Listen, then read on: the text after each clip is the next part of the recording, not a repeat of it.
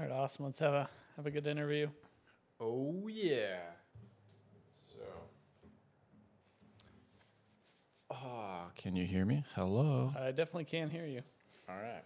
Make sure we got this thing working. All right. All right. I like it. Try not to spill the coffee to open this up. Ooh, that's actually pretty slippery. It's the pants. It's the Under Armour pants. Yeah, you're definitely gambling there. This is a big gamble. This is risque. Actually, I could just ask you to hold it, I guess. Thank you. That's very kind of you. Yeah. Don't you drink my coffee? No, I'll take it. No, Give you back. want it. Oh, yeah. I just didn't want to. All right, there you go. I wanted to get this right and not spill it. Hello. What do you think? That's good? Yeah, it seems solid. What about that? That is quite a bit louder and more clear. What about that? That is, yeah, it's good. We cranked it up a little bit, so didn't want it to pick up like, the neighbor petting her cat or something if I crank it up too high. I don't think that's going to be loud enough. But Do you hear there's a little, like just a tiny little bit of a hum in the background when I turn that up though? These things it's crazy. So I know we haven't talked, you were kind of sharing you've used the microphone a little bit in a studio, but not necessarily in a podcast setting. So it's different over here versus like there's a scope. There's like a range of it coming out. they're probably condenser mics. There you go. See, you got it. Smart man. Well, what's up? Hey, I'm glad you came by. Yeah, it's going to be a good time. Super fun. It already has been. You show up and I'm like, oh, oops, and I'm in the middle of a workout and had to shower. So I appreciate you being. Yeah, I told you I was going to be patient. late. You thought I'd be later than 30 minutes. Yeah. Yeah, it was funny. Power of communication, being clear. I could have been like, hey, when specifically do you think you'll be here? But sometimes we don't do that because we're like, it's such a direct question. There can be tension, and so we let things flow. And it's one of the things that I've shifted in the last year. And we were just talking about the power of being very precise with our language. I very much, you can ask anybody, like, built a reputation, especially in business over the last 5 or 6 years, about being early and being to every commitment. Like, it wasn't going to my calendar or verbally committing to someone unless it was for sure. And it seems like the world got a little looser in 2020. And I also found there would be times where I would just, expected because I showed up to my commitments that other people would do the same thing. And so I'd get frustrated when they didn't. And I've tried to loosen a little bit. I don't like the word try too much, thinking about words, but I have worked to loosen a bit on that and understand that, for example, for you being here at a certain time, then going, hey, I'm going to be late. I'm like, okay, you know what? That happens sometimes, whatever. I get to kind of adjust my world. So, yeah, you think there's a right or wrong on that in terms of precision around time and those verbal commitments? I mean, for the most part, I think it comes down to communication. And then the other thing, too, is, what type of track record do you have also? Like, are people really used to you just being late and not doing what you say? Or is it really out of character when you're late?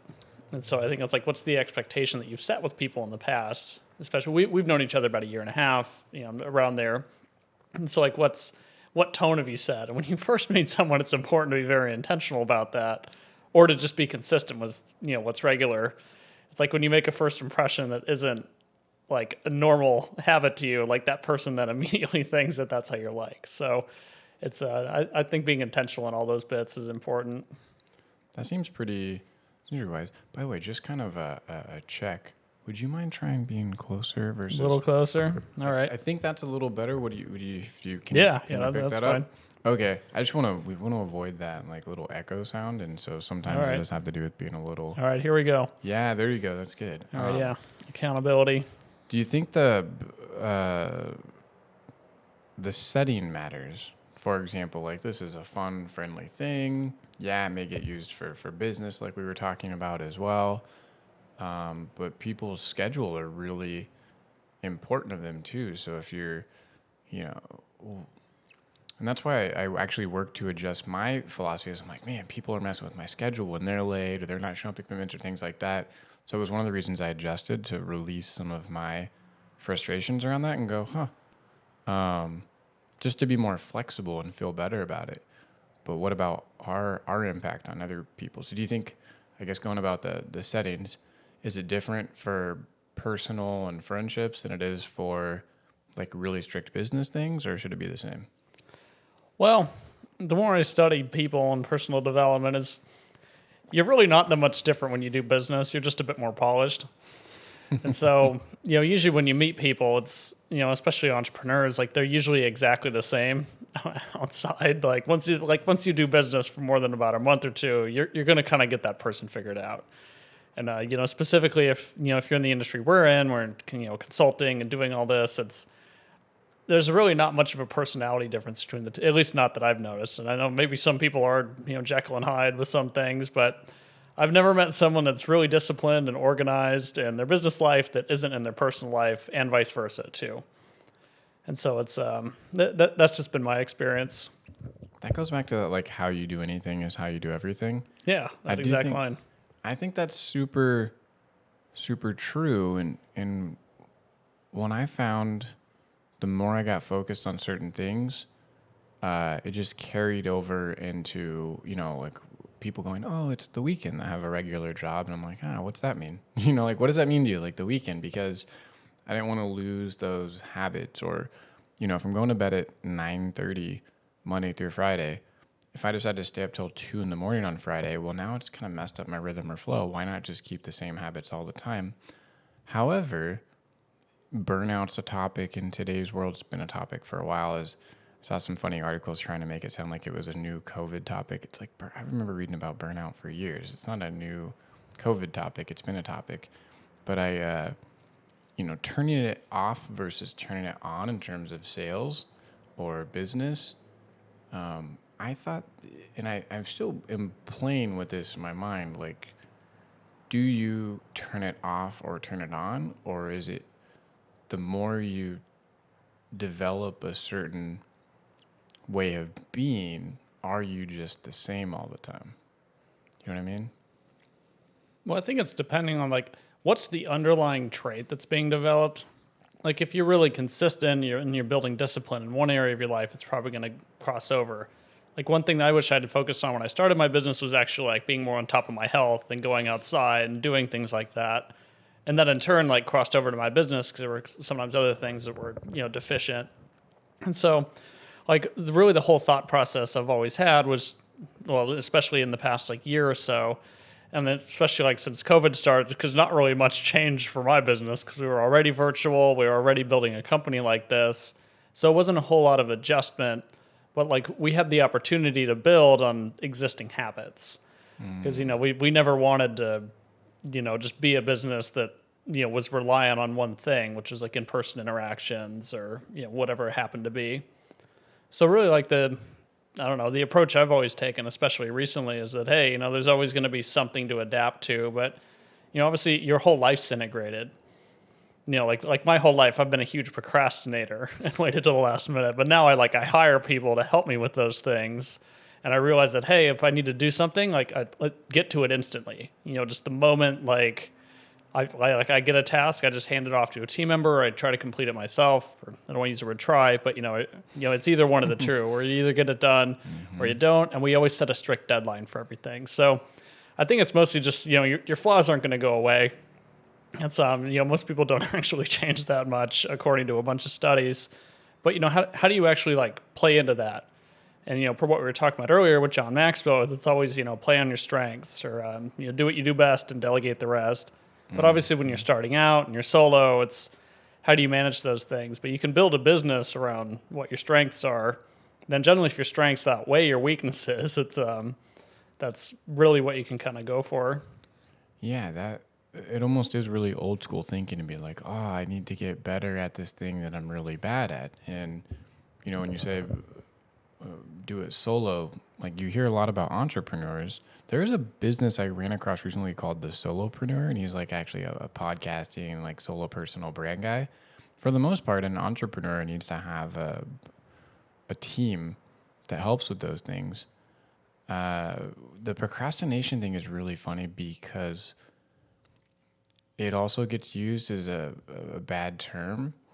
And don't get me wrong, I'm planning, like I sit down and plan out my week. I've been doing that for years, plan out the month, or I really recently started planning like whole years out, which has been a shift. I mean, there are always things you kind of just knew, like, okay, it's coming up in October, November, or that thing is in September.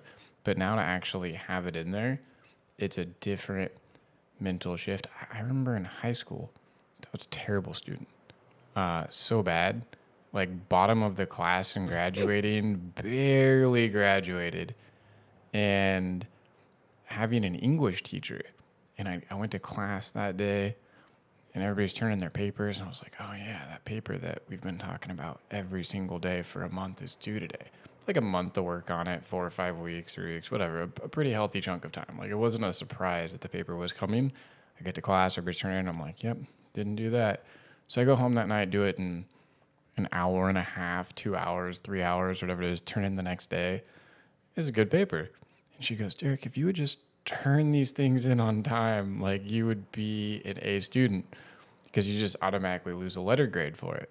But I'm kind of going to tie this back into the turning it on and turning it off thing, is that once I had that, okay, let's do this today, now is my time set aside to do this, I would just turn the on switch to getting the task done and shut everything else off. And I believe when it comes to high-performing people, you're just in that on mode so much, or you figure out how to find joy in the on mode. Like you almost get excited about, oh, I'm so excited to meditate for 20 minutes versus, 20 minutes is in silence is going to be tough. I was playing poker out here. By the way, poker night, come on by. We'll get you over for poker night. We had our first poker night. I didn't know it was going to turn into it. It was kind of like a last minute thing. And one of the guys was a baseball player in Italy. And it's been a weird, strange year for him in terms of traveling and sports. But partway through the game, we weren't all really big poker players. We had like a little card that's like, oh yeah, here's the hands and suits just to remember. And one guy was kicking our ass out of the 4 of us. And I realized, I'm like, I never made that decision or committed to winning. Like I've just been playing poker. I didn't turn it on. And so I actually asked everybody, I said, who here, like in the last hour or however long, I said, who actually made that decision that they wanted to win? And we realized only one person, the person that was winning, had decided they were going to win. The rest of us were just hanging out, playing poker. And then once I shifted that thinking, I'd like to win. It was my decisions, my actions, everything ended up being second. I think I was in dead last at that point when I realized it. I was like lowest chip pile, but just turning it on, making that decision, like, okay, going for the win. It was weird to see me have it turned off. And the baseball player talked about that. He's like, yeah, I turn it on for practice, turn it on for games, like game week, things like that. But the rest of his life sort of got in that relax, turn it off mode. So it really seems like there's these 2 different versions of that, always being, and always is a strange word, it's an absolute, but being super high performing, consistent on developing, and then these other pockets of turn it on, turn it off. I think it's just asking, how do you want to be throughout the day? Are you somebody that needs, 2 straight days off? I know, there's a big talk about having an integrated lifestyle instead of looking for balance, look for just like integration, especially now that so many people are working at home, which I think for us isn't new. It's, we've just been these digital entrepreneurs for a few years now. And so, it wasn't a big thing. And like, I grew up with these self-employed parents, and, my dad had a wood shop like at our house, like a full functioning, better than probably what's in your high school wood shop. So this was nothing new for us. And I'm realizing now that so many people haven't like had to actually be disciplined like where they're living. It's like where they're living is a place where they can just watch TV and eat, and like the physical environment separates that. But like growing up with entrepreneur parents that were like just like my dad, he would make his draftings for his woodworking projects just at our kitchen table. Like my mom would constantly do her books like on the weekends, or probably not constantly. When we look back, it felt like constantly. It was only like a few hours a month. Mm-hmm. So it was just crazy like seeing this stuff. But then I guess the older I'd gotten, like I realized that most people haven't seen their parents actually work, and they weren't really actually raised in like a work environment because they didn't get to see all this stuff. They didn't have that opportunity. So now like we're in this era where this is building. It's for me, it's like kind of nothing strange where it's like, oh yeah, we're working at home. We have things to do on the weekends that are like actually important to our jobs. Like, there's not like a 5 o'clock, it's over kind of thing. And that's one thing I've had to like kind of integrate lately is because, I can't just like tell myself, oh yeah, I'll just work until all this is over. It's, how do you kind of develop some of these boundaries? But also for what you're saying, it's, like what is the ideal lifestyle? I think people are just hoping for that it'll just happen to them. No, we're looking for work-life balance, or we're working for, something that'll just kind of fall out of the sky. But, what do you actually want to create?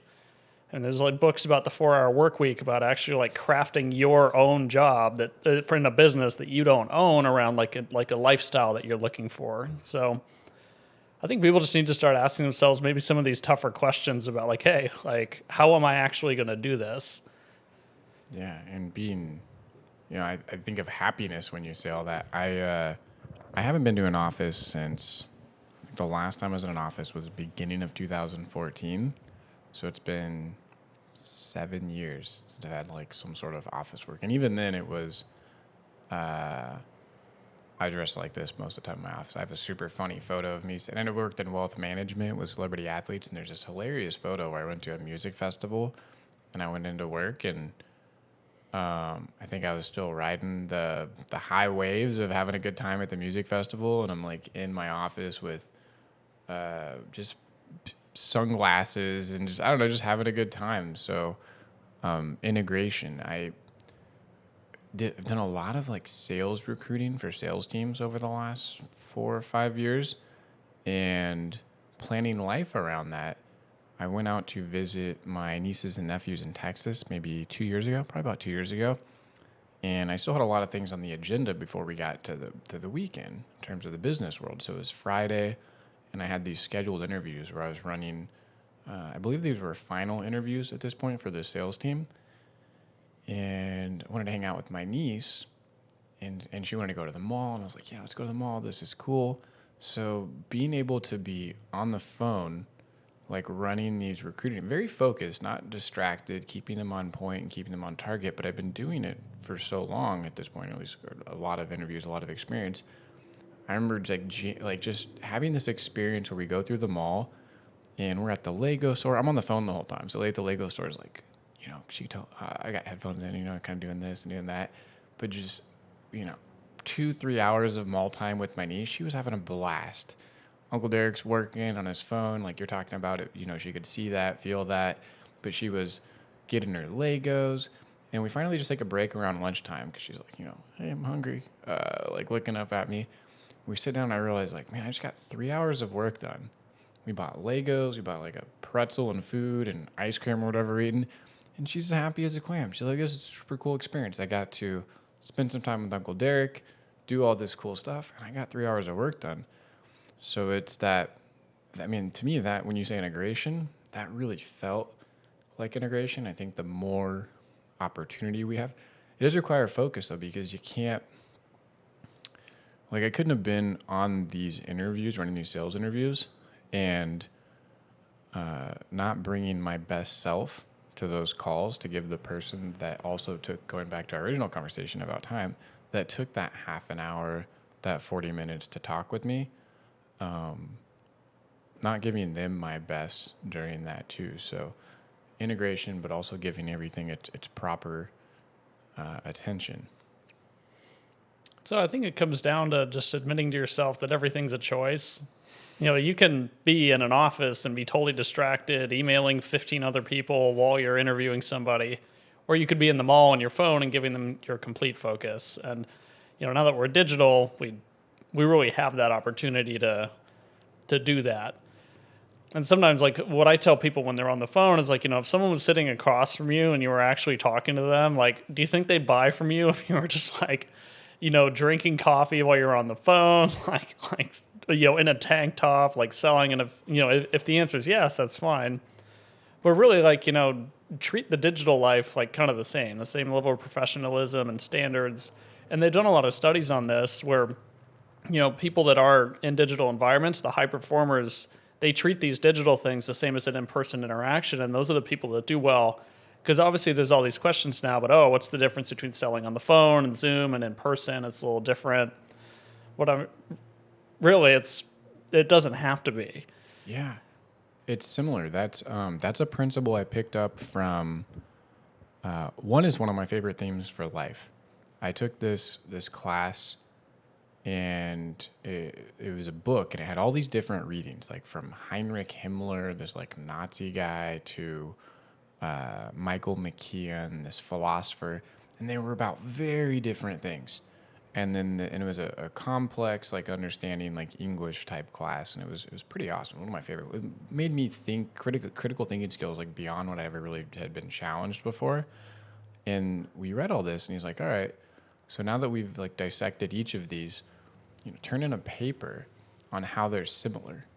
And I was like, what? Because we're trained in life all the time to find out, to look at things and judge them. And our brains are wired this way to protect us from the environment, like danger, different.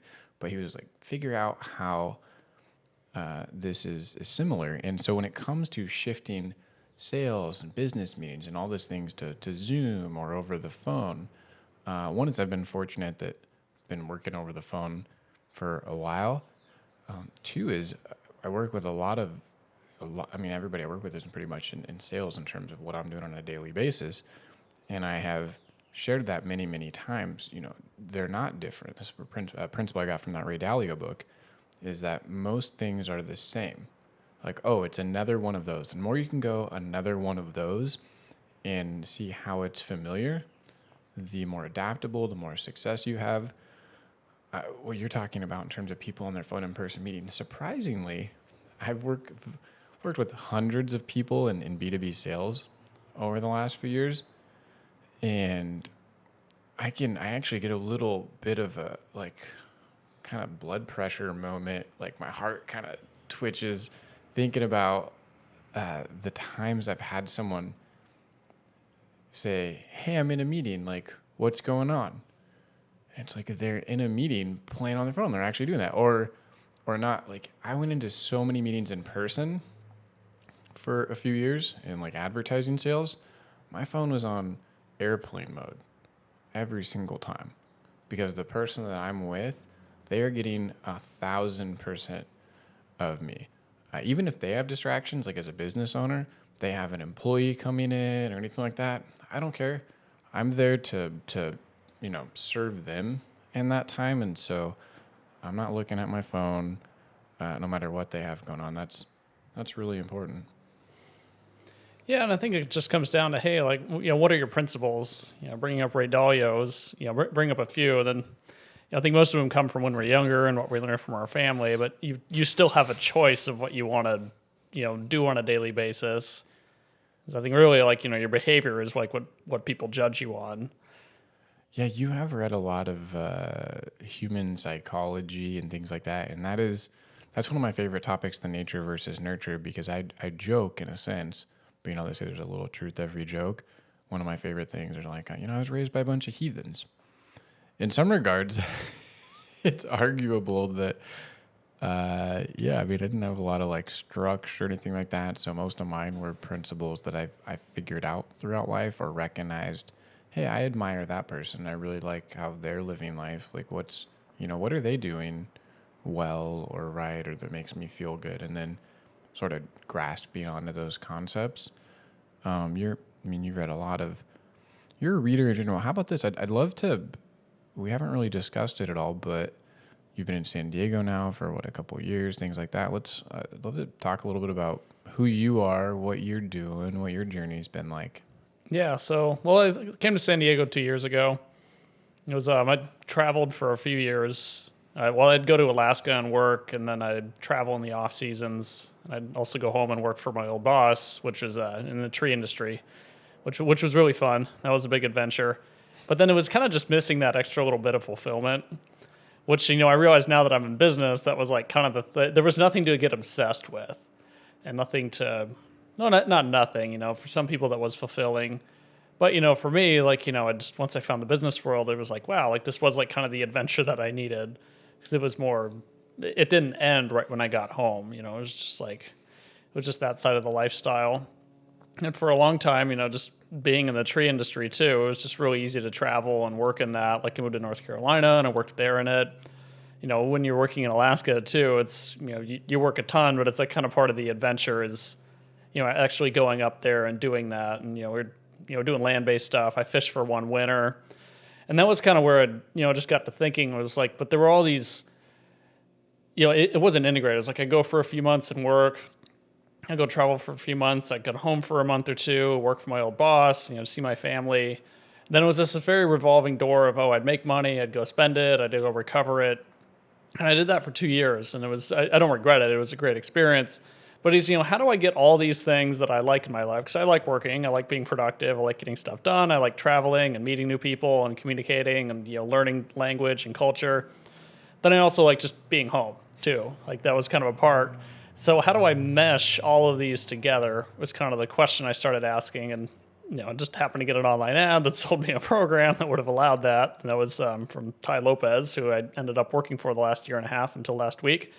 And so that was really building up that side of just your curiosity. But I think just the biggest thing it came down to was always telling myself it's possible.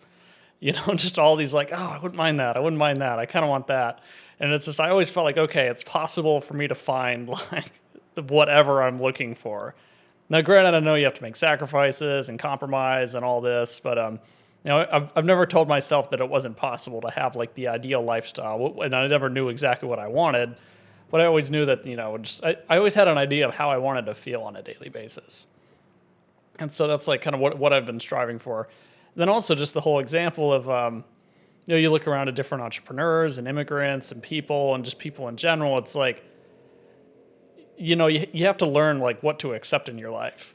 And I never wanted to accept that I just couldn't have like the ideal lifestyle. And I still don't even know what that is. Just kind of boil it down to a few different goals, really.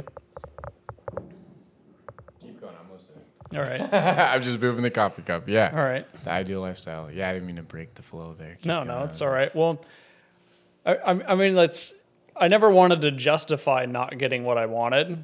And you're not going to get everything you want. It's like that old saying. And it's, I think it's in Dalio's book and a bunch of other places. You can have anything you want, but you can't have everything you want. And so it's, like, what are you willing to sacrifice? And then also there's just these odd end goals. And I think everybody has these few things in the back of their head that they know they're not putting all the effort towards. And so it's like, why not uncover those? Like I moved to San Diego because I wanted to freedive more. I liked it here. I went to a ton of other places. I didn't fall in love with it. Then at the end of every trip I went to Latin America or out of the country, I would always come back here, hang out here for a week, and then go home. Then after a few years of that, I was like, why don't I just move there? Like instead of just traveling until I find this right place, like this is the place I've gone all the time. I love it every time I go. And it was also just a good environment. I didn't have to deal with getting a visa, which is something I looked into in other countries, and how to actually, immigrate to other places. Then, granted, moving here was, it was different. I just kind of packed up my car and drove down here. There's like so many, I'm just like visually as you were saying that, I'm like, there's like 6 different things for us to cover that. I mean, there's probably even more, but you said so much. That is, there's so many things. At the very beginning too, when you talked about getting home from work at the end of the day, and then like that kind of being, I took it as the end of the story. And our story, we're constantly writing that. There's a movie called Matilda. For some reason, that popped into my head while you were sharing bits and pieces of your story. And I think her dad, you remember that show, or did you ever see that movie Matilda? It was like a Disney movie or something. Cute little girl. Anyway, she was stuck in a really bad family environment, And Danny DeVito was her dad, and I think he was like a car salesman or something, but not whatever he did during the day. It was not like he wasn't a nice person. And then he just came home and he was like kind of mean at home. But it made me think of that. Oftentimes, people during the day, like that's their story. I'm a business person. I'm a real estate agent. I'm working in the tree industry, and then they think, okay, I'm home now. My story's off, and it's turn on the TV or it's whatever. And for some people, that makes them super happy. You then spoke about how most of us have these things in our mind or something that's like almost a purpose or like, hey, do this. I have a friend that really just met last year here in San Diego as well. We were talking about sleeping, and she was saying, I'm having like trouble sleeping. I can't go to sleep at night. And then we were talking about what is she doing?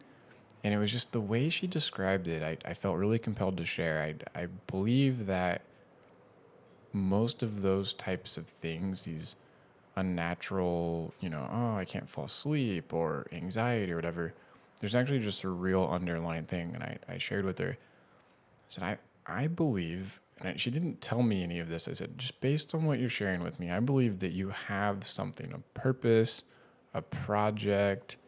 There's something in there that you haven't been doing that you would like to do, that you believe you're supposed to do. And so if you figure that out, if I'm right, I think you'll start sleeping better. And she just was like, how did you know?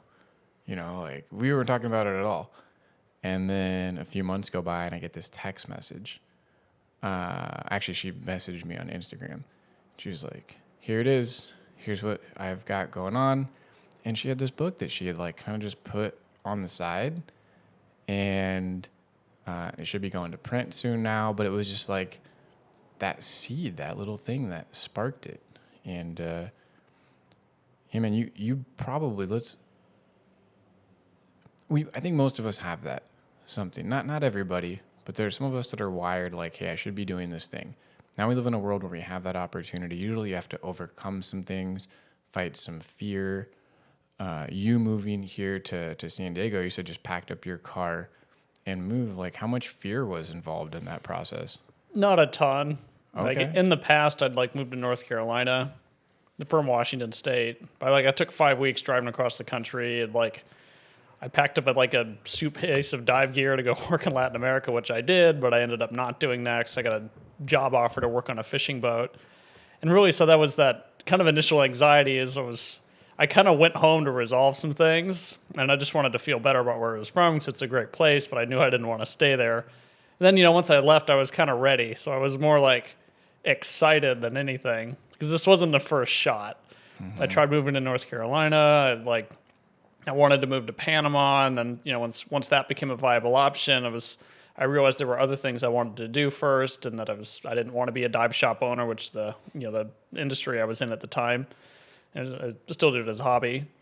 And so it's just kind of just asking yourself those questions. But I think it's just the big thing telling yourself is most things really aren't as scary as you think they are. I mean, when it comes to, minorly, there's obviously things you should avoid. You don't want to get yourself into bad situations. But these little leaps of courage that are usually going to force you to change, I think that's what most people are afraid of, is the actual, I'm going to have to change in order to do this. And actually making the decision. I think people are more afraid of actually making the decision than doing what they're thinking about. I'm decided to win this poker game. It's these little decisions that they require energy, they require focus, they sometimes require shedding off other habits to make room for this. So maybe not the fear of actually moving here, but I mean, I don't mean to pry too much, but sometimes these are some of my favorite just things to think about in general. I think about what are the reasons people will tell themselves, I don't want to say excuses, that's pretty harsh, justifications or reasons, oh, I can't move to San Diego even though I want to be there because I really should check and make sure this is recorded, by the way. I don't think I ever checked it earlier, and I'd feel really terrible if it's not. Hold on one sec. Hold that thought. It is, if I remember right. Dude, okay, it is. I didn't have the little record symbol on there. So what time is this? Let's do it. I think we're... Try to remember 1:26 if you can. Okay. Whoops, off to get Hopefully the editor can help out with that. That was a brain had moved. The little recording button went away. So people often tell themselves reasons, and we all do it. I've done it before. I think it's a human thing. Well, I love what you were talking about, saying that's possible over and over and over and over, like that. And then sometimes we go, like if I went, okay, you know what? I want to be a professional MMA fighter. I want to fight in the UFC. I'm 35. That's not usually the time that people decide to pursue that career. So I can go, oh, I'm kind of old to learn something like that. These things. So moving to San Diego could be, well, I have a kid or two kids, or there's no work there, or the cost of living is expensive. And people get caught up in this and suppose, seemingly small things. It's different. So it may be very large to someone and small to someone else. So finances and money too, that's a big reason that some folks don't take the little leap of courage, as you put it. I like how you put that, the little leaps of courage. It's really what they are.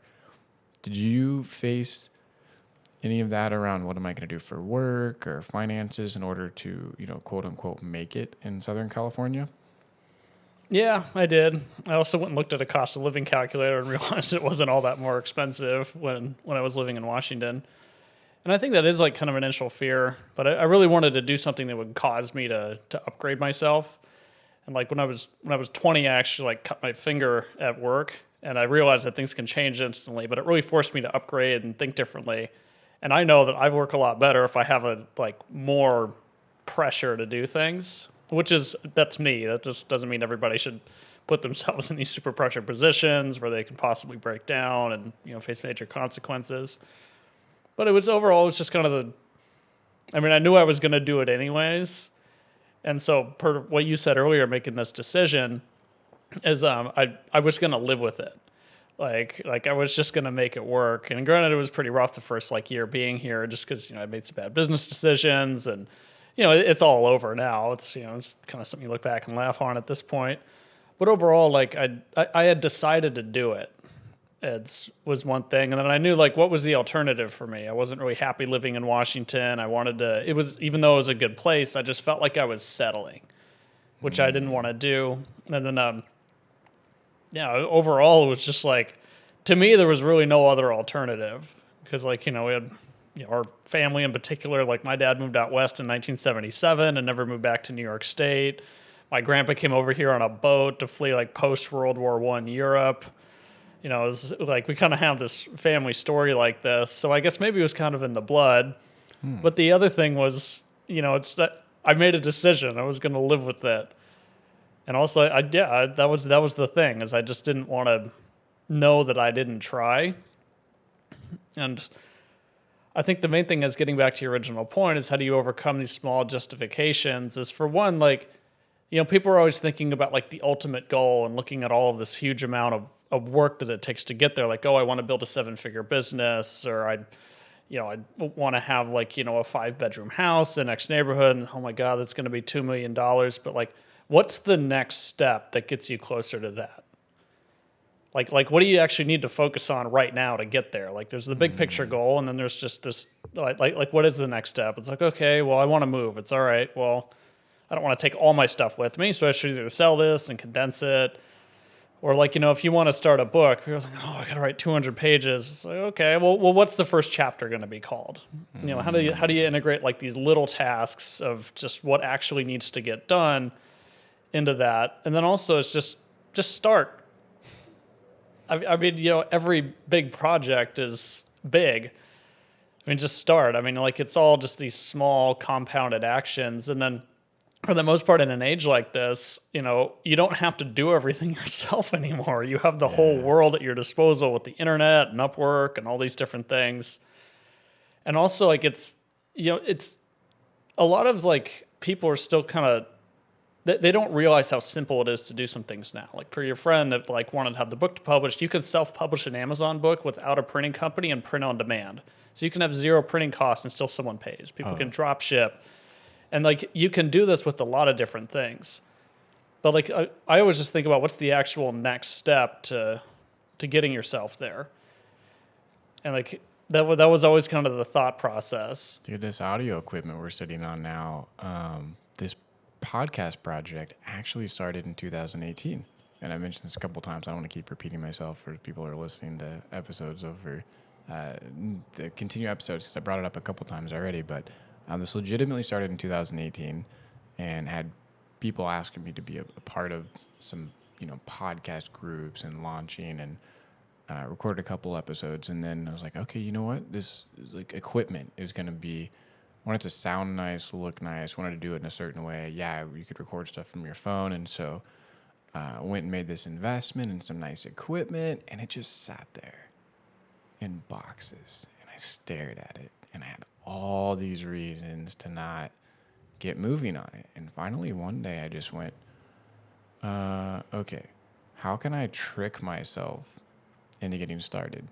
One was I just pulled the equipment out of the box, and I didn't want this, I didn't want nice equipment just sitting out and around. I didn't want anything sitting out and around. So I'm like, all right, pull it out of the box, and I have to figure out how to set it up. Then I booked a guest.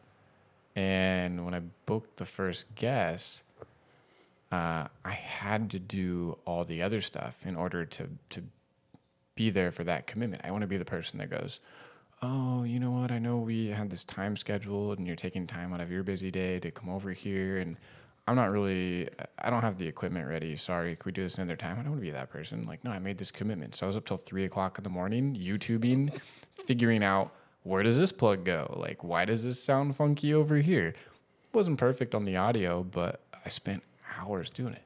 And so what was the next step? Pulling the microphones out of the box. What was the next step? Booking a guest. All those little chunks. It's still not a seamless process. You saw it today. I had to figure out some things because I got a new wire.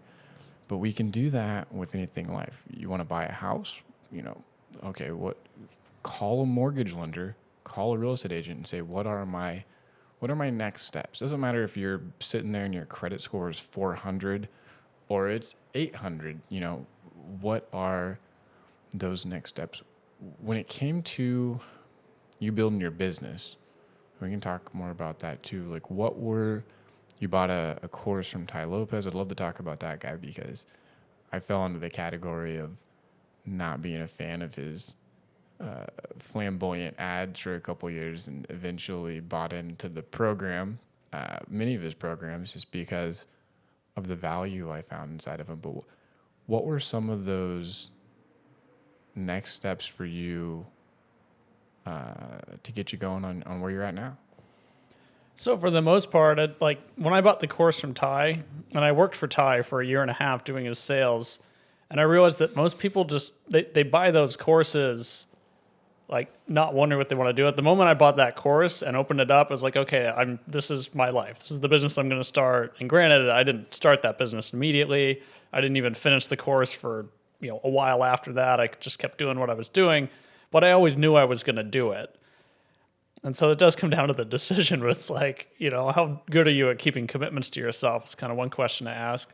But the big thing was, it also was timing too. Like it came online advertising is obviously very exact. If you know how to do it right, they're very good at picking up on this stuff. And when I bought the program, I was looking for a way to make money, travel, and also, work and have a project that was fulfilling. And at the time, like having a digital business where I could help other business owners. I've been working for small businesses in the tree industry for a long time and kind of heard a lot of these concerns just from osmosis. My parents are small business owners. So starting that company, like one of the big things was, and this is advice I give somebody that's starting, is don't just quit your job and go all into a business you know nothing about, because that's what I did. And granted, I'm here, it's fine, I don't regret it. But when you are running a company, you're going to have a very finite amount of time, of disposable time, to actually do things anyways.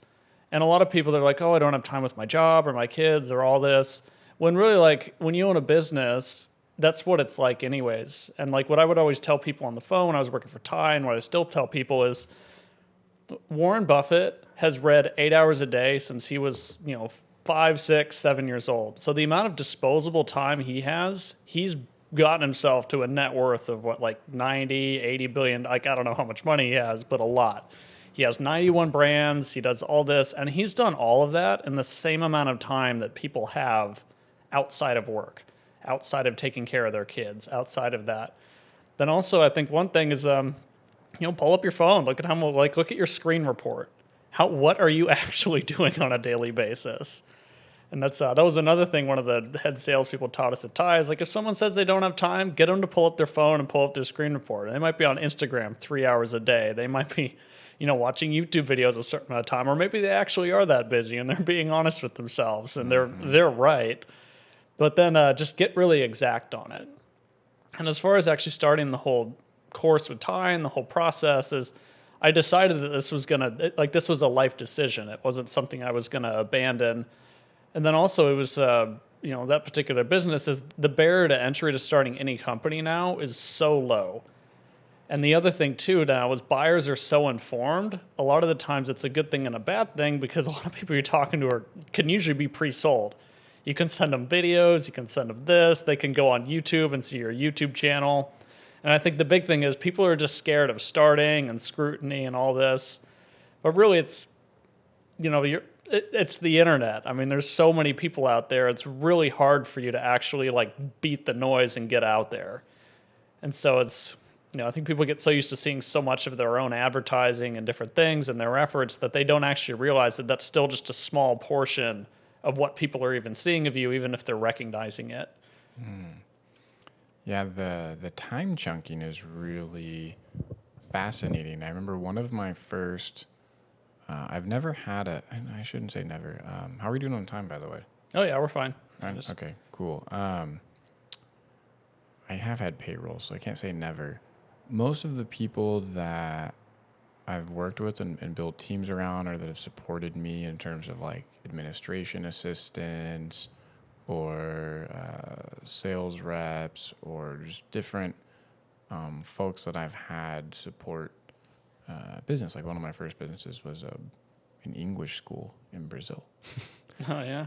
But I've generally paid them a flat fee, a contract setup and performance setup. So it's always incentivizing versus an hourly wage. And I remember a lady coming and saying, Derek, this feels like, and consistently we'd been raising her contract value and the workload wasn't going up tremendously, but the business was growing and her value, she was, brought a lot more value over the course of this time. And she said, I'm doing just way more work. This is taking way longer than it has in the past. She's like, there's so much to do now. And I said, great. Hey, I want to pay you for exactly what you're doing. You deserve it. So how about this? For the next month, a couple weeks, I think it was next month, track everything that you're doing, how long it takes, and then let's meet about this again and talk about, your pay. So a month goes by, I had it on my list, hadn't heard anything about it. I'm like, hey, we were talking about some other stuff. I'm like, are you ready? Should we be meeting about the time tracking and the pay to make sure everything matches up? She's like, well, I didn't really want to bring it up again. Once I actually started tracking my time, yeah. She's like, I was doing 20 minutes of this and then petting the cat and then 20 minutes of this and then playing on Instagram. And it was for me, I kind of had that idea because I knew how long it would take me to get the same things done. But I think it was really eye-opening for her to actually go through that process. There was this science report or some research on these folks that they were doing research papers, and they surveyed people to see how much they thought. Do you know this that I'm talking about? Yeah, you told me about it. Oh, yeah, that was us talking about it. Yeah. I'm like, man, did I say this on an episode? But, and, let's say there were 3 or 4 people completing a paper, and one of the questions was what percentage of this work did you complete? And the average total of work that was completed based on how much people felt that they did on these research papers was over 200%. So everybody thought they contributed 70%, or I did 80% of the work. And that's probably has to do with some of these cognitive biases, or just, oftentimes we feel like we're doing a lot. And it's great to have personal tools, whether it's tracking or just really good people around us to help us get perspective on what is it exactly that we're doing? How long are we actually spending on this? What is my focus on? Because we all have 24 hours, unless somebody's living kind of an advanced dimension that they get to manipulate time a little better maybe than you and I, something I'm unaware of. And where we put our focus and direction helps us determine what happens at that time. Yeah, and you're absolutely right. And really, for the most part, I think people actually only work like a few hours a day out of an 8-hour day. It's really interesting. It's an interesting concept. We actually have, for a lot of our virtual employees, we have a tool, a screenshot monitor that screenshots every 2 minutes what they're doing. And one employee, or not employee, he doesn't directly work for us, he's employed through a third party. We looked back at the report, and he was spending, this was this last week. It was like, I literally did this morning. An hour and a half of his day this week was dedicated to something non-work related. He was just reading this article throughout the day, taking breaks. And so like we realized that it was, like there's this thing. Now, it was very innocent. He's probably not telling himself, oh, this is, a sixth of my workday is going towards this. But like that's, I think we're all kind of lying to ourselves to some extent about like what amount of time it actually takes. And really, I think it's this whole concept of, oh, we need somebody good at multitasking, when really that just destroys your focus. Mm-hmm. There's no advantage to multitasking at all. Just sitting down, focusing on something and getting it done is really, really what it takes. And also it's just kind of deciding like, hey, what standard do you want to hold for yourself? And I think we talked about it before, where it's like, usually the more responsibility you give somebody, the better they're going to do. It's like, people want to be held to a high standard. Like, they've done all these studies with kids about how, the more rules they have, the more they kind of fall in line with the different things. And look at how structured the military is. And so it's, obviously, like, it's up to you to decide, like, how you want your company and your family to go out, or and to actually work out, and then to, like the level of that you want to hold them to. But I think it's just kind of, you kind of need to know, like, what's your baseline? What's like a baseline performance you want to hit? Like, what are these? And also, like, is it reasonable? Is it an actual? Is the performance? Is like, is there a standard like a lot lower than it could be? Is it too high to people to actually hit? And kind of getting back to what you originally said about just kind of taking that small little leap, is what are the micro steps to take you to get there? Then also people think, oh, it's just 1-2%, it's not a big deal. But 1 or 2% of like $100, you're not worried about it. But 1 or 2% of $100 million is something that people will treat a lot differently. So it's what we decide to do, like what our baseline is. It made me think of stress, because if we set these expectations and things in a way that are causing us stress. And stress is a funny word too, because there's two types of stress. Yeah.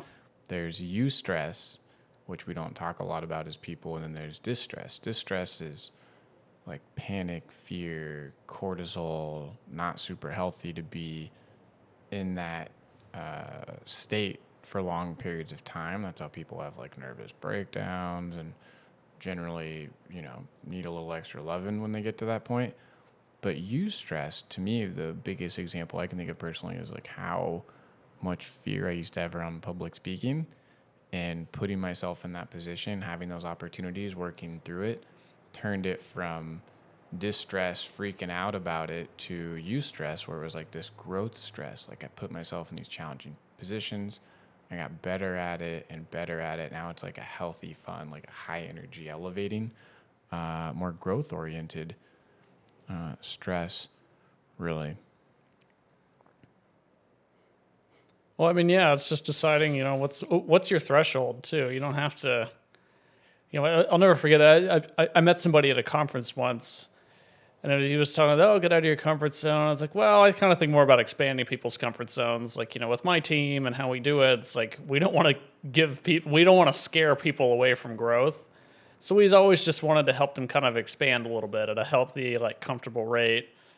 And granted, this guy, I didn't know much about him. I don't think he was super wealthy, but all the people that were part of his team were very happy and supportive. So I think it's also just how do you want to shape the culture?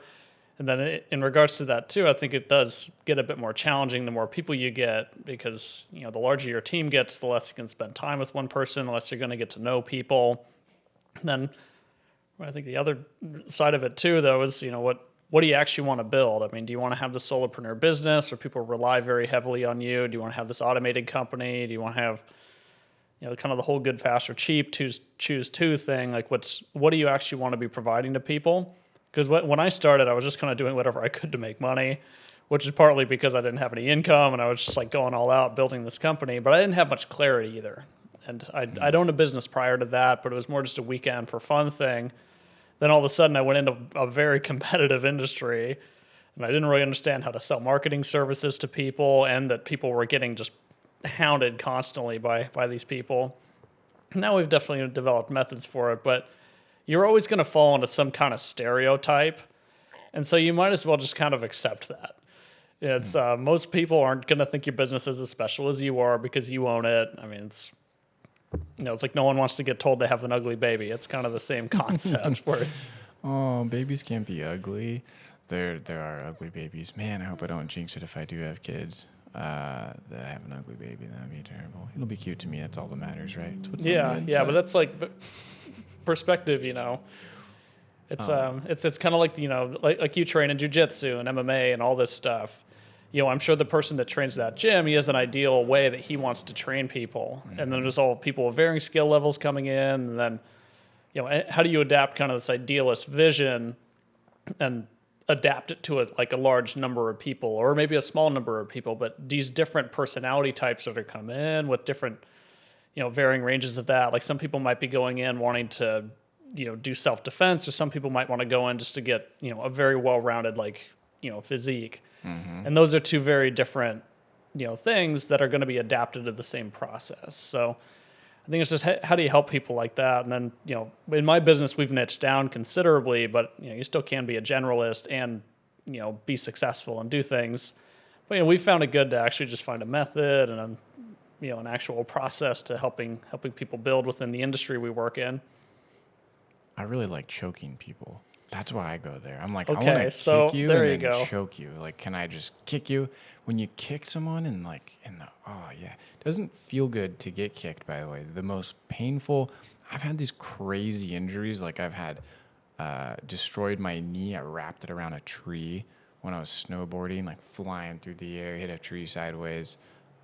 All kinds of crazy injuries. I've had a bone sticking out of my hand, if you can see that there. And the most of all the stuff that has happened in life, like car accidents, like multiple car accidents, the most painful thing that has ever happened where my brain did something new was probably about a year ago. I got kicked in sparring by this guy, and he's pretty good sized dude, obviously very good at Muay Thai. He kicked me in like the hip, and it told my brain, like the nerves, whatever it was, the bone, the nerves, I'm like even touching it here. I'm like, oh, my hip. It shot up it sent a signal to my brain that said, get out of here. Like, you don't want to be here anymore. I've been in growing up, not the, most beautiful places in terms of some environments, been in a lot of fist fights as a kid. A lot of fights in my late teens, early 20s. And I can't think of, there weren't cases where I'm like, oh my gosh, like to feel that level of pain. This guy kicked me in the hip, my brain shut down and was like, get out of here. You don't want to be here anymore. That was something else. Like, don't do that. So, sort of a sidebar there, but yeah, man, the people do have different purpose. And you were talking about clarity, and that's eventually what I'll tie it back to here, is that clarity is really important. I know I have my own things that have helped me get really clear on things. What helped you get clear in your process? Well, for one, discomfort. I realized a lot of things I didn't want to do. And I guess for one was what's the overarching goal of a lot of this? It's I think most people forget. You start this business, I want to make extra money so I can travel and do this. And when you're in your basement at 8:00 on Saturday night, working on things, it's easy to kind of forget that. Then you get back to thinking where it's like, I just want to get to the point where I could take a full day off and not feel guilty. And so like, what is kind of that? I mean, like there's goals, a word that's thrown around, the vision, like what did you actually want when you started? Then I get a lot, like what helps me get clarity on that is just writing those down every day to just kind of remember what's like the overarching purpose and like, really like obviously like what you're going to want in life is going to change, but you don't know like how you want to feel on a daily basis. Like how does this actually, play into like what my definite major purpose is? So I guess overall, there's not really one right or wrong answer to it because I feel like people want like this one answer that's going to get them. And I don't know if you've dealt with this in sales training where people are like, oh, what's the one way I need to do it? What's the one way?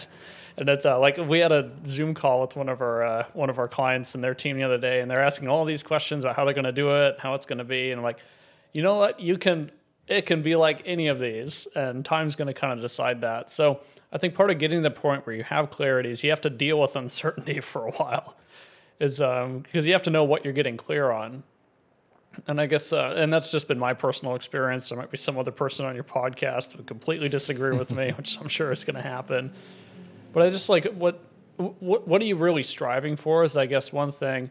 Then also like, you don't have to do it all alone. You don't have to shoulder all the responsibility. You don't have to do all this. Like, you can ask for help from people. I mean, most people aren't going to help you if you're not being proactive on solving a problem on your own or getting clarity on your own. But, just like Moses, for example, wandering the desert for years. I mean, there's usually this lack of clarity within every successful person or successful entity's story. So I mean, there's the whole clarity part, but you're usually going to have to go through the weeds to get there. That's kind of been a consistent story with a lot of people that I've met and read about. I love that you dropped Moses in there because we were talking before we started about how I've been reading the Bible and I just finished Genesis. That's quite a word. I'm going to play with that sentence later. Just finished Genesis, started Exodus, and I know you're not supposed to read the Bible like front to back, so I'll have to figure out what order, but that a lot of powerful stories in there. One thing I heard is sort of a theme when you're talking about clarity is action. Even your reflective moments, we were talking about writing down what you want, and then you mentioned, found out what I didn't like. Those are all action. It's not like we can sit around. I haven't ever heard someone say, you know what, I was hanging out, watching Netflix, playing PS4, eating pizza, cake, and chugging a 2-liter Pepsi, and this really great idea came to me. Now, it's not saying those things are bad. That almost could seem a little harsh. It's good to have fun. You got to have some entertainment in life. But to figure out, in my experience, and I actually, I have watched movies and had a really good idea come because the movie was so boring and I was with a group of people and I'm like, cool, this is a good time to kind of check out and work through some mental thoughts. But you took action on everything. Okay, what do I want? I wrote it down. Okay, what would make me happy? Wrote it down. And then you went and just did it. It goes back to that, what's the next step? And that really seems to be a theme. I found it to be a super big theme in my life constantly is, asking myself questions, why would I do that? Why wouldn't I do that? More critical thinking than just accepting something. When did you start your business? It was, technically I got started in 2017, okay. August 2017 when I got licensed. Well, so this is the marketing company. I had a dive instruction business that I owned before that and, owned for a while after that too. So I started the marketing company 2017, August was when we got like officially licensed. And then after a while, it was just kind of a weekender thing. And then I was just like, I'm just going to quit my job and go for it. Actually, I took a 2-week trip to Hawaii. I took a freediving class, and I was just like, I'm done with the tree industry and just done with my job. And I've been telling my boss that I was going to stop and do this. And the plan was initially to kind of ease into it, like get 1 or 2 clients, then actually go out and take care of this stuff, which obviously plans changed and, just kind of the whole feeling of, I'm not following my definite major purpose. So it was February of 2018 after I'd gone to Hawaii and taken this. I was just like, I just up and quit my job. And I didn't really understand like the whole structure of running a company. And also just having been an employee for years, I mean, even though I had entrepreneur parents and business owner parents and had like met a lot of, business owners, like even when I was a dive instructor in the Virgin Islands, like there was a lot of these just business people that were going down there renting sailboats that we were like working with. But I think the big thing was like I was also willing to just be uncomfortable to force myself to figure it out. And granted, if that's not your personality, that's totally fine. But just get used to a little bit of uncertainty. And I think that's once you can really just accept the fact that you're not always going to know everything, it's okay. Because I think school kind of teaches people that you have to be very well rounded and know everything in every subject and be good at everything, and you have to have this diverse. And granted, I think there are a lot of good things about school that's not talked about in the entrepreneur community. There's kind of stuff talking about the modern school system. It's I really wanted to just give myself the right level of uncertainty to cause me to grow, because I knew it was just I would never go all in until it was my only option. And that was and granted, like I wouldn't suggest that for people like looking back now that, oh yeah, you probably should figure out how to actually make money and do your books and like not mix your personal and business finances and actually stay on top and know how to do a profit and loss and know what those terms even are. It's and really being effective with your time. But for me, it was just like I knew I had to be that, put myself into a position of discomfort to really grow. I think that's true for most people. There is a lot to be said for that. I have yet to meet a person that's like, oh, you know what? All of these amazing things I created in my life were super simple. Required no effort. There was no friction. It was just like a buttery ride. Uncertainty is a really fascinating topic to me because people have a lot of false certainty. Not everyone. In general, we have some false certainties. Give you an example. The winter storm that hit Texas recently. Talking to friends and family out there. One friend's like, this is crazy. I mean, it's interesting how the different people responded to it. And I asked my buddy, I said, so when was the last time, Texas had weather like that? Oh, it hasn't been since the 80s. And I'm like, okay, so it has happened before. Yeah, we just weren't prepared because it's been so long. Well, all of these words are fascinating words because been so long? Yeah, for you and me, the 80s is a long time. I was born in the 80s, so maybe it hasn't happened in my lifetime, but it has happened before. And we can get a lot more confident, or at least not confident, but comfortable with the future. Comfortable is probably not even a good word, too. We can get more realistic about the world we live in when we do a little bit of looking at the past. I was not a big history person until the last couple of years. In fact, the pandemic really got me looking into history a lot more. Started reading this book about samurais and all kinds of cool stuff. And I'm like, okay. And Ray Dalio, that most things in life are another one of these. And when I look at like what happened in Texas, I mean, was it the power company ran out of power? Like all these crazy things happened, and just people in general, not the people that live there, but even the government, the infrastructure just wasn't prepared. And it wasn't a brand new phenomenon. It's something that has happened before.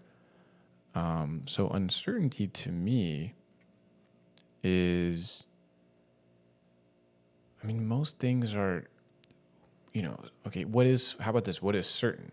If I go over and I poke the leaf in that plant, I'm pretty certain it's going to put a hole in it, right? So kind of a level of confidence and certainty in that. Now, if I take that tree and fling it off the building and it goes into traffic, I can be certain it's going to cause some chaos. I don't know what the reaction of that is going to be in terms of the uncertainty of the moment. And life is full of both of those things. The more clear we can get on action, reaction, cause, and effect, I think the more, like I said, clarity essentially we can get when we take those risks. And I'm just kind of rambling, I think, because I had too much caffeine. Probably have to edit this part out now because I totally went on a little like journey down the rabbit hole. But most things in life are uncertain. You said definite purpose. That's a really big word. and not something we have a lot more time now. Okay, this is a few things tying together: definite purpose, time, certainty, uncertainty. If you go back a couple hundred years, electricity, sort of a gift that we have in our lives now. Because of the tools that we have, you could argue we have more or less time than people of the past. It was very few people that spent time thinking and reflecting on what is my purpose in life. Socrates, Plato, these really big philosophers. And it seems like we went through a period of time where there were maybe not as many big, great thinkers through the Industrial Revolution, and we got really caught up in the workload of the day and produce. And we're sort of back in this place now where we have the right tools and technology to use them efficiently to help us have more time to ask those questions. And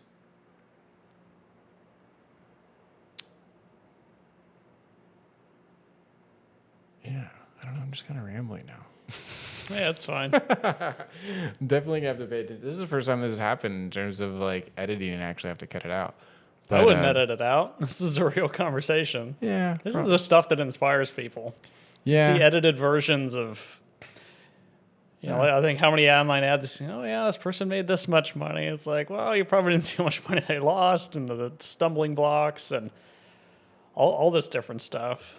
Do you know what your definite purpose is? Well, I definitely say the one that I'm focusing on is, helping immigrants at this point, but we're doing it indirectly. Now, did you say that on a very philosophical, like spiritual level, or do you say my definite purpose as a human that was born in this period of time that needs work to do on a daily basis, like this is what I'm good at? Well, this is I can't say I know completely, but this is what I'm focusing on right now. Because I think as over time your interests are going to change. So I don't know entirely, but I'm fine not knowing that. Like, I'm okay not knowing what's going to happen when I die. I'm okay not knowing what's, I'm okay not knowing exactly like what I'm going to be doing in 10 years, like with the business. Am I still going to own this? Is it going to be something else? I've always been okay not knowing that. I think some people really want that level of clarity because it makes them feel secure. I've always been okay. And then maybe this is just a personality thing. I've always felt okay not being completely clear on exactly how it works, but just kind of focusing on the next step. Like, what is actually the next step to get, closer to where you want to be. And I'm oddly comfortable when I tell people like, hey, yeah, you know what? Turns out we're all going to die. And even that feels weird to say that. You're like, oh, that just went dark. But it's a fact. Like I accepted it at a super young age, and it's given me this sort of calm in life. When I see people freaking out about things, I remember driving with some friends in San Francisco, and this car just like pulled out of nowhere on the side of the road, and I just responded, like got us out of the way, saved our lives in a way, and everybody's like, "Oh my gosh!"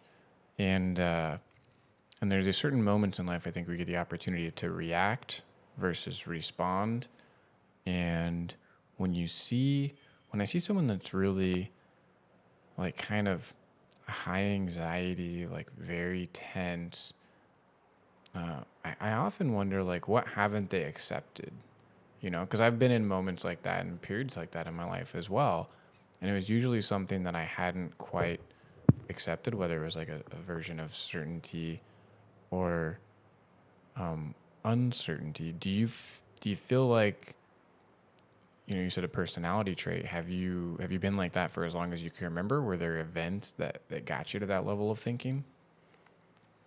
No, I'd say there definitely were. But I've always just kind of been okay knowing that, like, I'm not going to know everything. I don't know why. Maybe it's a personality thing. Yeah. I mean, you like to think you always did things intentionally, but, just kind of led me to here. But I think the big thing was, we weren't raised religiously, but we were raised to believe in love and kindness. And that's what my mom always says. So, I mean, it was just kind of this thing. Like, I never craved a lot of the clarity on these things because, I always just kind of focused on, like, because like I said earlier in here, I just kind of focused on, I knew how I wanted to feel in life. And that was really what I was going for. And of course, people are making emotional decision after emotional decision, chasing that feeling. But I knew what the end feeling was, but I had no idea what it was going to look like. I don't know what type of house I want or what my dream car is. I still don't. I don't know, like what I want to own, how much money I want to make. I mean, even though I write down these tangible goals every day, it's I was always okay with uncertainty. And I don't know why or where that trait came from. Maybe I was born with it, or maybe it was some experience I had that, and maybe that just got planted in subconsciously. I just never craved absolute clarity on things. Well, you've mentioned diving too a few times, and I'm not a diving expert, but I imagine that in order to free dive, which means, no oxygen equipment, correct? What is free diving? So Exactly. free diving is any type of diving without compressed gas. So you're underwater holding your breath. Okay. Diving. But yeah, there definitely is a level of focus with that. And that's probably maybe part of like the focus and adaptation training. And that's still, even though I don't do it as professionally anymore, it's still, a hobby of mine. We go constantly, at least once a week. It's a big training thing. That's what got me into meditation. I stretch daily for it. So would you say when you go, I mean, we live in a beautiful place too. I know you go down here into the Cove, I think, right? I know sometimes talk to you. Yeah, we go to La Jolla Shores, and yeah, we go to the Cove sometimes, but we dive mostly for depth training, not just right. I mean, we still like to go recreational diving, but that's our, I guess, the sub niche of the hobby that we're into is depth diving. Okay, so what's that exactly? Oh, you're going out there with the buoy. There's a line hanging on it with the plate at the bottom, and you're diving down to the bottom of the line, or however deep that line is, compared depending on your physical and mental capabilities, and also what you want to do that day when you're out. You're diving down. You're high-fiving a plate at the bottom, and then coming back up. And there's this whole world of professional freedivers that do this, and there are a lot of people that treat it like an Olympic sport. That was originally a lot of why I wanted to start the business, so I could travel and go to freediving competitions more often. That's pretty cool. So yeah. So you had a higher purpose, like, hey, I want to design my life around this thing, and part of this end goal, or not even an end goal, but just a milestone, we'll call it, or this check mark, is to build my business so that I can travel and do freestyle competitions or free diving competitions. It seems like, for me, I'm not a strong swimmer. Like, that's probably, if I have a kryptonite, it would be swimming. For some reason, it's something that I've put some effort into. I probably could put more effort into it, but I didn't pick it up very fast. And I'm generally accustomed when it comes to athletic things or physical things, like having a decent grasp right out of the gates, I think, because of all the others, probably just because of all the other stuff I do. If you're constantly physical and you're playing basketball and snowboarding, like, you just kind of have the motor skills, I guess, built in. And I don't float very well. I haven't been able to float. I've had some people try to teach me, holding the breath, sinking in, it's not working. So when I think of holding my breath and diving down into the ocean, even though it's not that far from the shore, there's a high level of uncertainty for me in terms of, am I going to make it back? How did you get started? How would somebody that is like me that goes, man, that would be so cool to figure out how to do? What are the next steps or some of the ways to overcome that uncertainty to be better at it and engage in those things? Well, I'd say it's not something you necessarily want to figure out, because there's a lot of safety precautions you want to learn. So it's good to learn from somebody. But the big thing is just accept that it's something you want to do. Like, when I first started freediving, I had a really hard time holding my breath, getting underwater properly, and even though I was scuba diving at the time, and it was a lot more difficult for me than I thought it would be. So it does come down to what you said earlier, just making the decision. And then also, when you were talking about this, you said 3 or 4 things that were definite, like, I can't swim well, so that's a definite thing. You say, like, I'm afraid of being able to go underwater, and I'm wondering where to start. So I think it's just deciding that, hey, the end result is, if you want to be an athlete like Goran Sholak, who's, diving to 80, 90, 100 plus meters, they all started somewhere. And it's really is, and it's a very modest sport in that sense. Did I actually say I can't, by the way? Yeah, you said 3 or 4 of these definite things, so it Good does kind of catch plant on that seed. because we were talking about precision of language before we got started here too, and that's something that leaked into my vocabulary in the last year, where in the past I would have said something like, I'm working on being a better swimmer. You know, I haven't cracked the code for floating yet. So I would choose those words very specifically because I do believe once you say I can't or I don't know, it cuts us off. It cuts our brain off from being Yeah. able to learn that. So generally I'll use the in progress type of language. Like, man, I'm working on learning how to float. You know, I've had people help me, but I haven't floated yet. So thanks for the catch on that because that will Yeah. go ahead. One of my mentors has 6 kids, and they're all, grown now, all doing fairly well in life. A few are probably going to be will be successful business people. They're really working hard at it. And like they literally forbid their kids from saying can't. It was a swear word in their house. It was equivalent to, other, much more, you know, worse words that are publicly accepted as worse. Oh. But they treated it like that. I would much prefer people that I love, really anybody, to use a 4-letter word like busy. I think busy is a 4-letter word. But I think the moment you tell yourself you're busy, you're just shutting yourself off. also Like one of that those same things. mentor also says, if you think you're busy, you're doing half as much as you think you are. So you need to track. And that's It is. I have a really cool video that was shared with me because I think there's different ways people use the word busy. Some people use it as a sense of I have a lot going on and they're just kind of they haven't really prepared or planned things out. Some people use it as more of an ego thing. I'm super busy. I've got all this stuff going on. Look how important I am. And there's different versions of that. And so it was a word that kind of made me twinge before, like, oh, another person that's busy. And these would be at times where, I'm working 10, 12 hours of like nonstop on the hour, one meeting to the next, like eating on the go, everything super dialed in, very specific. And hearing someone go, oh, like I'm really busy. And I'm like, okay, whatever that means, because I just didn't really assign much to it. And so he shared this video. It's Darren Hardy. That's who it is. I haven't Oh, yeah, saved. that compound effect guy. Yeah, is that okay? So I don't know a lot about him, but this. Yeah, he wrote the compound effect. He curated Success Magazine. Oh wow. Okay. So Yeah, he has there's other stuff he's done. Yeah, he's in San Diego too, somewhere. I was thinking he got a really beautiful backyard because I think that's where the video was recorded.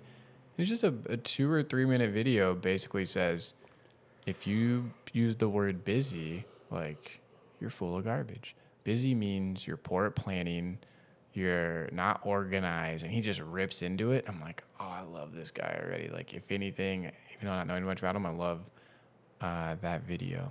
Well, hey, man, let's do this. It's a beautiful day outside. I know we've been at this for a while. This is a solid interview. Yeah, I love it. Let's get a couple of plugs in there. So we've talked esoterically, kind of philosophically about your business, but I'd love to spend a few minutes like you sharing exactly what you do, the type of people that you help.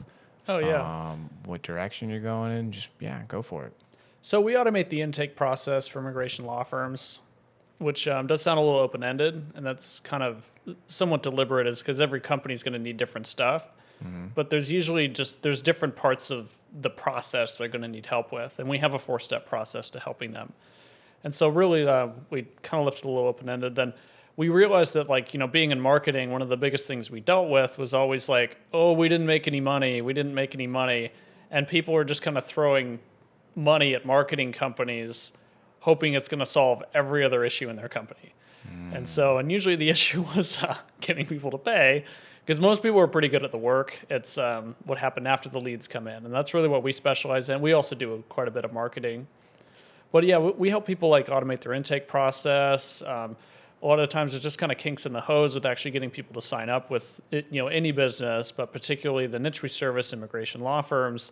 There's a lot of different steps to the process, and there's a lot of different steps to the fulfillment process too.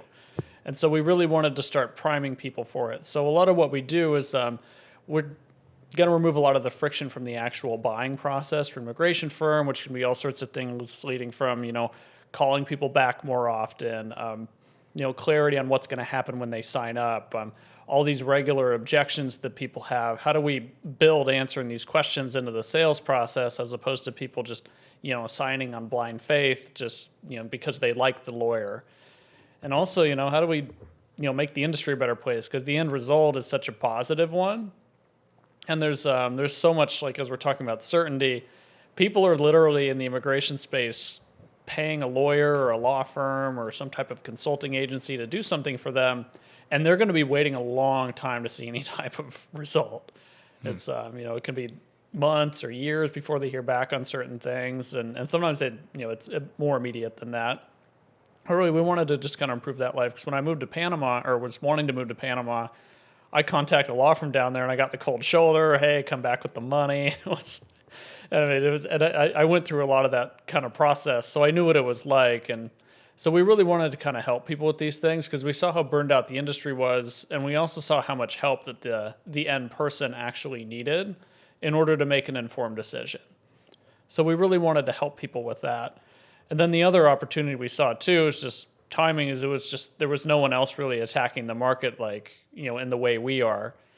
So like in regards to the whole immigration space, there's so many people that are working on like the immigration fulfillment side, like after the client, like the case fulfillment, the forms, the legal side of doing the work, and there wasn't a lot of help for the process before that, like the actual steps that went into actually turning a person from this interested person that's watching your YouTube channel or saw one of your ads or walked into your office, all the way to being somebody that could actually be, paperwork on a lawyer's desk. And there were a lot of parts of that process that we kind of saw somewhat, it's like every part of that process was such a major decision for the immigrant, let's call them in this case. I mean, not everybody hiring an immigration firm is immigrating to the U.S., but there were so many different steps of that process that were kind of taken for granted a lot by some of because you get desensitized to stuff. Firemen lose their bedside manner, like doctors get a little desensitized, there's just all these, it's just normal. Stockbrokers get used to seeing large amounts of money, and so they sometimes get a little disconnected to, hey, that's someone's kids' college fund that's really important to them, even though hey, this account's only $50,000 instead of $500. So we wanted to kind of remove that. We wanted to kind of remove that little bit, and then we realized that people just really needed help with the uncomfortable parts of turning a client or turning a prospect into a client. And a lot of that was just calling people back, just kind of doing the whole hand-holding part of the process, which is kind of difficult. And when you own a big business, it's really difficult when you're getting 100+ inquiries a day to find a way to care about all these people. And that's that's the gap we're trying to bridge in this industry, is helping immigration firms sign these immigrants and help them have an awesome experience with them from a customer service perspective, as opposed to just doing awesome legal work.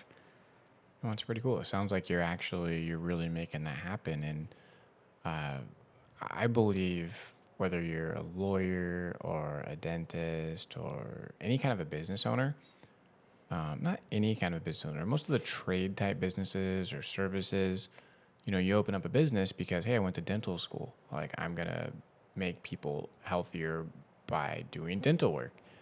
But the sales side of it, the business side of it, it's not necessarily in everyone's wheelhouse. I think there are very few small or medium business owners that have a grasp on that process. And especially when it comes to marketing, I do and have done a lot of work with folks that are in the B2B, advertising, marketing, sales world. And, you'll every once in a while get a client that's like, hey, I don't know if this is working. I don't think this is working. Or, it made me think of that Glenn Ross. I don't know if you remember that movie, like Alec Baldwin. It's a great old sales movie. And the guy goes, the leads are weak. And Alec Baldwin goes, the leads are weak. The leads are weak. You're weak. And, it was really just about how do you, one, get perspective? Also goes back to our time tracking thing. Hey, I think this isn't working. I don't think my marketing's working. Well, let's get perspective on that. What's it supposed to do? How's it supposed to operate? Just having people that are specialized in different parts of the business can be really, really valuable because, yeah, not all business owners can run every part of their company. If you have a flooring company and you have people calling you about flooring, well, what kind of mood is your receptionist in when someone does call? How fast is that email being responded to when a customer inquires? And there's a term, I was actually looking at this last night. I was kind of seeing what CMOs are supposed to have in terms of a role in big organizations in today's age. And then I went down this rabbit hole that I almost, I wouldn't say forgotten about, but haven't looked at in a bit. And it's fractional work. So like fractional marketing officers. And a lot of it's for larger businesses, but this concept of being able to go into businesses and saying, I specialize in this one very specific thing, and letting them hire it out because we live in a very, nomadic digital contract style environment. And so essentially what I think you're doing is really powerful. And I believe it is in a big way, a huge positive movement for businesses to be able to have services like yours, companies come in and run parts of their business in a very effective, very knowledgeable manner, and let them free up their time to be a better lawyer, be a better doctor or dentist. And I think it's already been happening a lot over the last 5 years, but the more and more firms like yours open up, I think the more time we'll all have, the more fluidity we'll have, and the more entrepreneurial of interest will probably succeed in the long term too. Well, the barrier to entry to actually starting a business is so low now. And I met with like a software that helps do legal forms. I met with one of their agents yesterday. It was a DocketWise. And talking to them, it's, all these things that are getting introduced are really, and they're meant to simplify people's existence within business. And even in the legal industry, we'll use new softwares and things and all that. And I think it just gets a little overwhelming for people because now that we have Google, it just seems so much harder to actually start a business and perform well. And, specifically what we do is, years ago, it was like, oh, I just have to start a business and do what I learned in law school. I can get this business book. I can hire this business coach. But now, like the moment you search something on YouTube, you're going to start getting ads from 50 different people on that topic. So it just seems like there's, and really all this is designed to simplify people's lives, but the amount of information we have access to can make it a little difficult. And it's a lot easier to have these incomplete projects inside your business or incomplete processes or different things. And what we really realized is that like there was a lot of these companies that had like existing software that they weren't using, or they had they really wanted that automated company, but they didn't know how to get it. And so a lot of what we started doing was just documenting everything they needed to do and really just helping the staff, figure this stuff out. And when I first started my company, I was just running ads for people and just pretty much dumping more work onto the staff because that was, that's the nature of lead generation is you get leads and then other people close them. And then the more we started working with the staff, the more that we realized that there were actually other things that were more pressing that we could be helping with, and that there really was nothing in it for employees to to have the boss build their business. Mm-hmm. I mean, maybe after a year they might introduce some paid time off or a holiday bonus or insurance of some kind, or they might start paying for the parking at the building they work at. But, for the most part, that was very long and gradual because a short-term spike in business isn't enough to really justify taking care of those employees. So once we started working with them and actually getting their perspective on it a bit more is, for one, they usually always had the information we needed to help the company grow. And then the second thing too was we actually started attacking the root of the issue as far as why these firms weren't growing the way they wanted to. It's and common things we hear is oh, we're spending, $5,000, $10,000, $15,000 a month on ads. We don't know what exactly is working and what isn't. And a lot of law firms are really afraid to like, they're spending these high ticket numbers on ads, and then they're afraid to take away part of it because they don't actually know what's working because they didn't formulate this. It was more just like, oh, let's do this, let's do this, let's do this. And business grew in proportion to this, but there was no quantification as far as to what was working. Like, hey, what's actually making our customers happy? Like what is the 80-20? Like, all of our cases, are we actually tracking like, what type of immigration cases are we actually doing for people the majority of the time? And maybe we should double down on that. Like, one law firm I met and talked to that's like, yeah, we reviewed our caseload and we realized that 70% of it was actually people, it was couples. So we just we went into just working with that, type of market. And, now they have like that niche inside this niche that they're working in. And so I think it's just getting to the point where when you can figure out your systems and your clarity, you can actually realize like what type of business you want to own. When you can realize that, okay, hey, like this is the business, this is what we're doing, this is what we're doing that's working, this is what we should assess, and this is what we should get rid of. And also, per talking about biases, we have something called the chemical bias, which is related to a lot of, just substances that people can get relief or acceleration from or whatever. People that kind of goes back to the fact that people want things to be instantly, and they want like relief from these issues instantly, where really it might take 2 years to restructure your company the way you want to, or it might take a lot longer to deal with this. So there might be, other issues that are contributing to this that maybe aren't business things. And so overall, getting back to the thing though, is we just saw a huge opportunity in this market because it was the more we worked in it, the more we realized how burned out people were, and the more we realized how hard it was for people to actually do this, or how perceivably hard it was. And then also, when you come from the marketing industry and you're used to cold calling and getting hung up on all the time and just dealing with that. And then you have this industry where they're getting a lot of inbound leads, a lot of people that are just, asking for help on their own. They're calling back unprompted, wanting to do the sales. Or like, very rarely do I have someone just call me back and then say, oh, hey, we're ready to start. It's usually me pursuing that person. And so like it was this good kind of mesh, but we realized that we had to change the approach a little bit, that we couldn't expect employees to work like entrepreneurs, to have this mindset of, oh, hey, like I'm just going to get rejected until it works. Like that's not exactly how they thought. Then we also just made solutions for it. We realized that, hey, they're having problems with this. Why don't we just start doing it for them instead of trying to change these people that, didn't want to anyways, and usually weren't going to. They weren't going to get let go by their boss just because they weren't going to do things they didn't want to like face the discomfort of it. They worked there for a long time. And so overall, like it did just kind of boil down to helping this industry. I mean, like we kind of said, we just kind of wanted to massage the process that it took to actually take somebody from someone interested to someone that's paying, that's a client that you can actually service.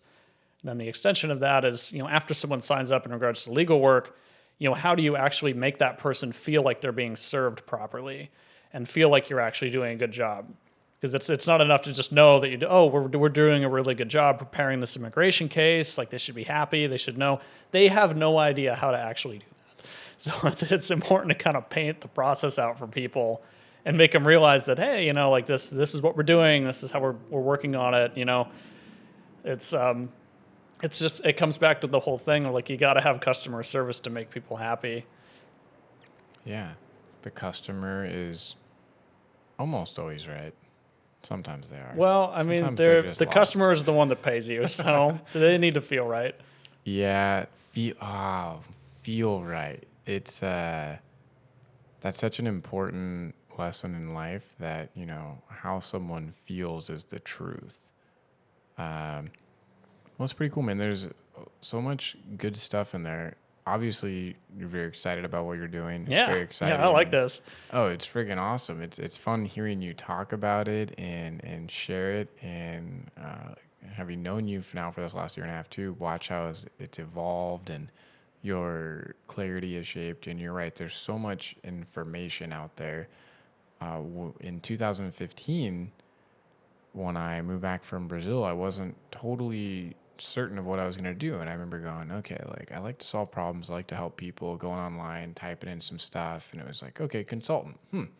That makes sense. It's 2015, right? Like May of 2015. So then I was like, all right, how to be a consultant. And I typed that in. And it was like, there were things that popped up obviously back then. One of them was, I think, a Forbes article, and it was like the 10 steps to being a consultant.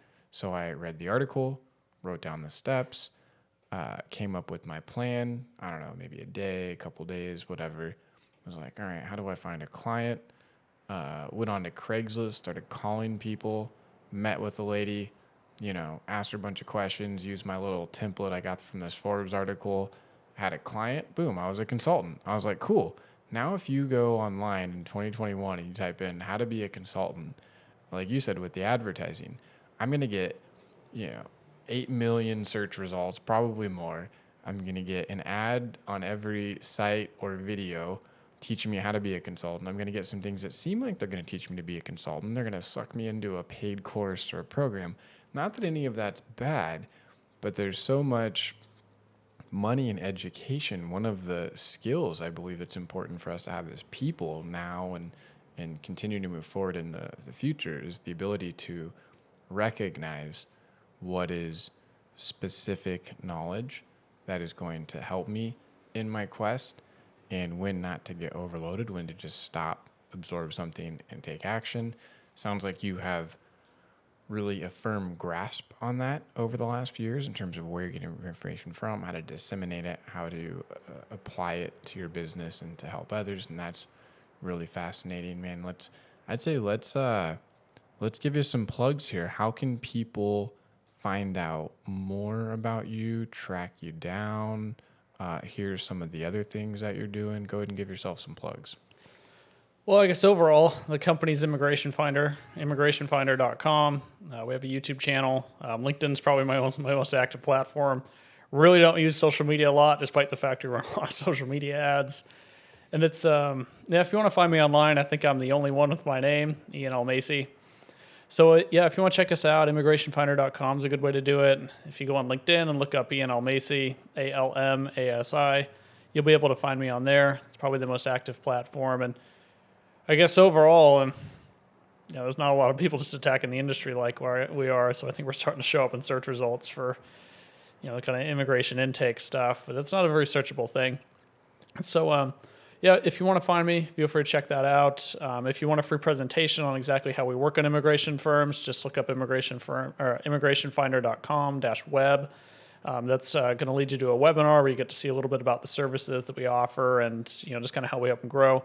Obviously, the stuff we teach is valuable to a lot of different business industries. We just choose to apply this to the immigration niche because, for one, like we've seen that it produces good results, and this is just where we wanted to be known as experts too. Just because it definitely was ripe, it was good. But if you want to check that out, and then from the website you can join our email list. So we're gonna have all this stuff sent out to you. There you go. Got a commercial for immigrationfinder.com. Yeah, perfect. That's awesome, man. Well, it's been a lot of fun, and we'll wrap this thing up. I'm glad you enjoyed some coffee. I know you said you haven't really been a big caffeine person, so I think I had 5 cups of coffee before I was 25, so 5 or 10, something like that. And how old are you now? I am 28. 28 years old. All right, Mr. Ian Almasi. I always play that in my head. It's Almasi. Yeah, Almasi. Why do I always when I there's my best friend in preschool was the only person that actually said it right the first time up to this point. So we'll keep working on that. I think that may be the first time I'm really hearing it out loud. So it's interesting. After knowing you for so long, I'm like, oh, that's his last name, Almasi. Well, got it. Yeah, it's a common one. But no, it's been a good interview. It's looking forward to seeing the finished copy of this, and we'll wrap it up. All right, happy to have you. Yeah, cheers. Cool. In the 4K.